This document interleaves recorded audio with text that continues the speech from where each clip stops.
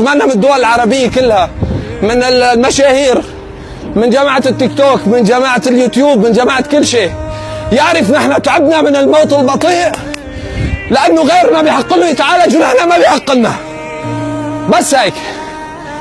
طيب أنا بقول لكم وصلوا لنا صوتنا يا ناس، بنعلي صوتنا أكثر، بنصيح من هون ليوصل الصوت لآخر الدنيا. هلا بيقول عم يعيط وطالع خلقه وبيحكي كلام ماله، خايف على مشاعر أولادك؟ خايف يتعلم كلمة جحش يا جحش؟ أنا تعبت من كتر ما بدخل أمانة، لا تأشر لي، ماني مهدي، والعجب منيح والما عجب ولا أجري.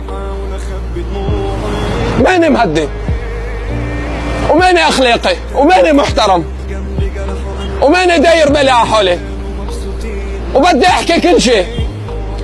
عندنا 3100 مريض سرطان، كل يوم عم بتزيدوا الإصابات، بعد الزلزال صاروا 1100، هدول قاعدين بس عصافير عم تنخرق وبتموت، عم بشد على طنابك لأنك أنت خنزير.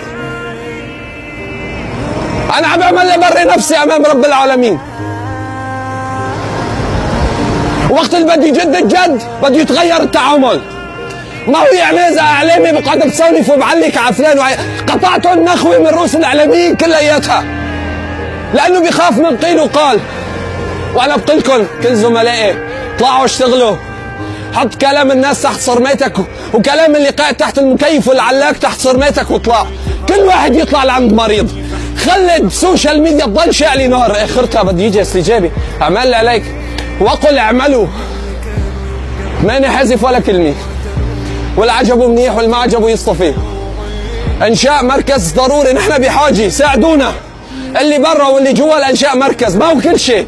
نحن اقوياء في العسكرة وفي الثورة السورية، نحن اقوياء انسانيا، نحن بننقهر. الرسول بكى على ابنه، اللهم صل على سيدنا محمد. عسكريا نحن اقوياء، ما لنا بحاجة حدا، ولكن نحن انسانيا بحاجة بعضنا. الحمل ما لازم يكون بس على تركيا، نتمنى من الدول العربية كلها، من المشاهير، من جماعة التيك توك، من جماعة اليوتيوب، من جماعة كل شيء، يعرف نحن تعبنا من الموت البطيء لأنه غيرنا بيحق له يتعالج ونحن ما بيحق لنا. بس هيك. لأنه أنت ابنك هو بيدك عيش، ما في شيء، أما نحن أولادنا هون. أنا ما عم بصير شمشم ما ننحظر، نحن بنجي في البرادات مثلك اللي عينين ولا تم ولا حنجرة ولا سوالف، الكل يتحرك. والله العظيم لا يغير الله ما بقوم حتى يغيروا ما بأنفسهم. طالما أنفسنا خيار على بعضنا بدنا نضل هيك، صار بدنا تنظيف على السوا، كلنا بنغلط. هشو فكرني أنا شيخ؟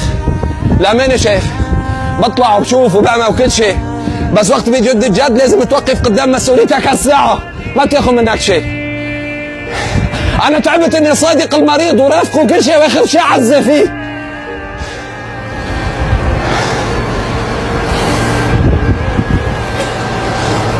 السلام عليكم.